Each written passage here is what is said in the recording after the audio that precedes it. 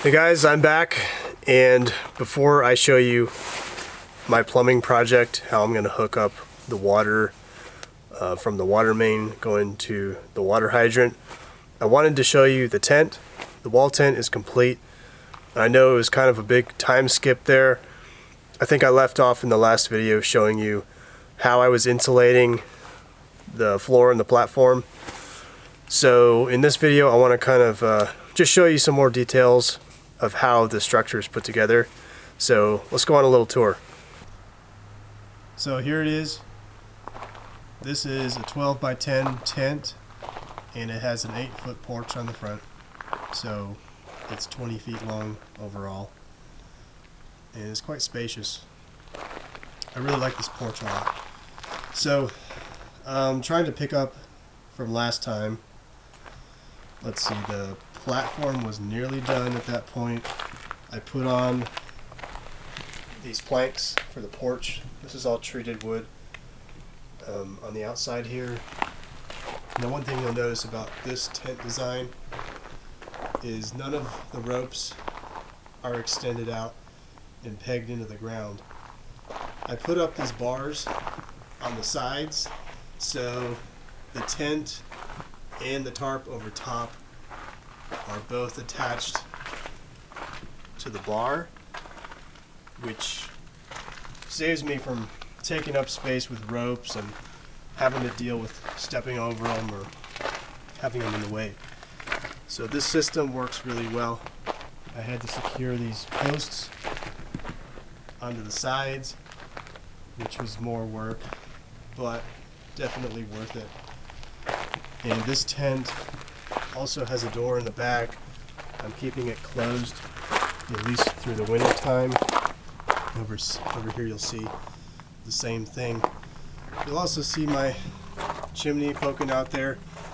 I installed a little wood burning stove so it'll stay nice and toasty this winter.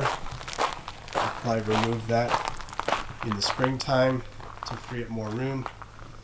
So the interior floor is insulated. It has a layer of OSB over the floor joists, and then a couple days ago I installed this plywood floor over top of that. So I've been thinking about tiling the floor on the inside, but I think I'll hold off on that. We'll see how this thing does. Just a side note here before we go in. Technically, this is considered my covered workspace. This is not a permitted building in Greene County. They are, at least when you talk to them, they're pretty strict about permitting things, and sheds are included. So if anybody asks when I have the building inspectors come in the spring to check out where I'm putting the shed, they'll see this, and I'm going to tell them it's my covered workspace. I don't live in here. Wink, wink. Alright, so inside we have nice spacious area. And you'll see it's just framed, typical stick framing. Stud frame walls, 2x4s for rafters, 2x4 ridge beam. So really basic conventional stick framing construction. This wood burning stove, I haven't had a chance to use it. I'm going to use it tonight though for the first time. I really like the design though. So you know, you can make good fire in there. It's definitely going to warm up this space. And then this little container on the side, you can, it's hard to get open. You can put water in there and it'll heat up the water from the stove. Got my chimney. That's a 5-inch chimney pipe. And then there's this little side piece here. Put that down right You'll notice all around the fireplace I've put Hardybacker concrete board. That's a safety precaution, just in case any sparks or little bits of fire come out of the stove here. The tent material is fire resistant. It's not fireproof, but it's fire resistant unless you hold a flame up to it for a prolonged period. It'll resist catching on fire. It's also waterproof, but they still recommend putting a tarp over the entire tent to make the tent last longer.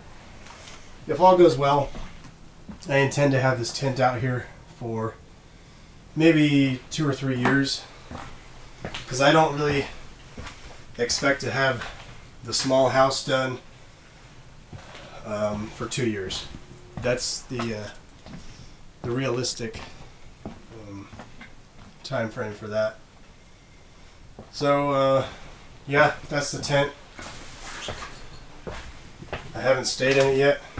I'll be staying in it tonight for the first time.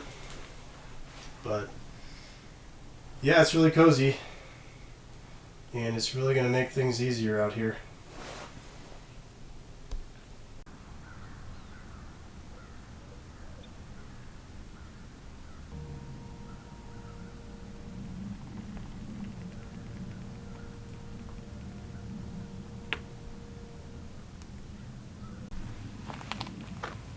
So I've been posting a lot of extra pictures on my Instagram channel.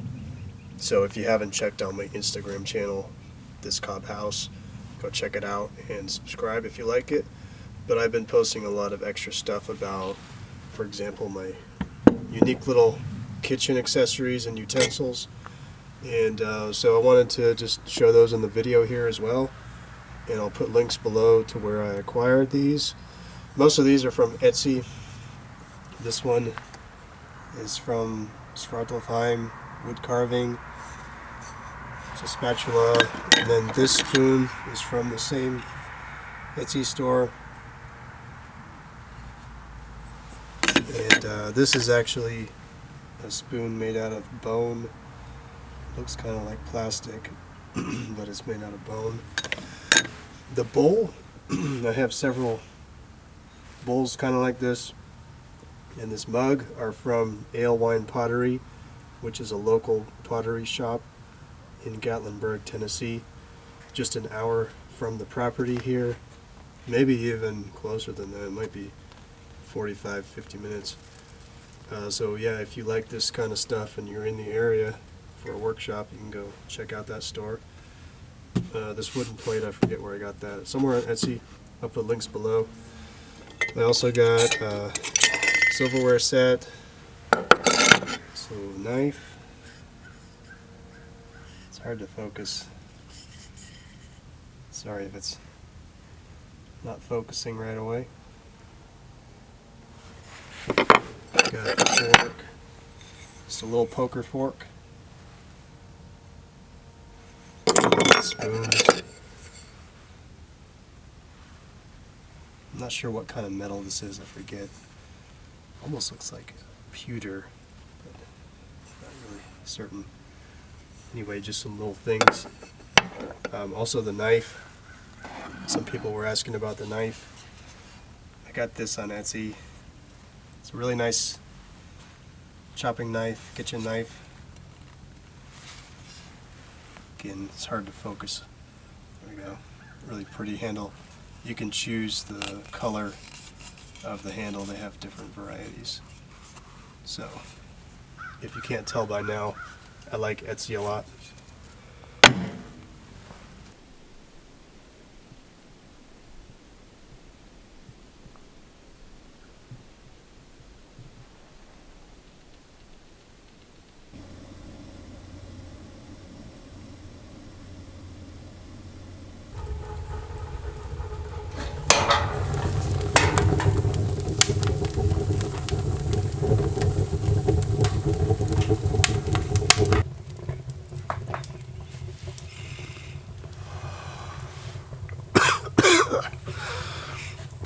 Healthy herbal blend.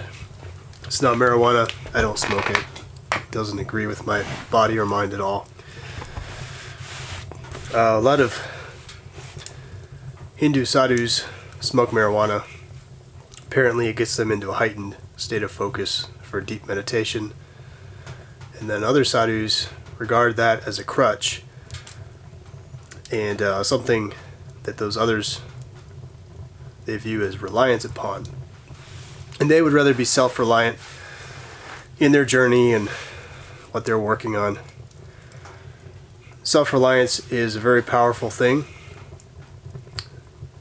Nobody can be completely 100% self-reliant, but it empowers you. And thinking about self-reliance, especially these days, with everything that has been going on, self-reliance is on a lot of people's minds at the forefront more and more. And it's hard to become more self-reliant in this type of system that we're brought up in. But taking small steps can have profound differences in your life. Every day, week by week, year by year, just small steps accumulate and have exponential positive benefits in your life. I've been able to make significant changes. It's taken me well over 10 years to really do so in my situation, but it has been significant, and I've gotten to the point that I'm at now, and I'm quite comfortable, and I've been quite comfortable the past 2 years through all this mess. And one thing you can do these days that's really important for self-reliance is to be debt-free. Remove yourself from this credit-based system, and if you need to, live a more minimalistic life, downsize and live more frugally, at least temporarily, until you can elevate your life to the way that you want it. And that's one great tip to becoming more self-reliant in this age, is being debt-free. So that's my fireside chat tip for this time, and maybe I'll do this again sometime if you like it. Good night.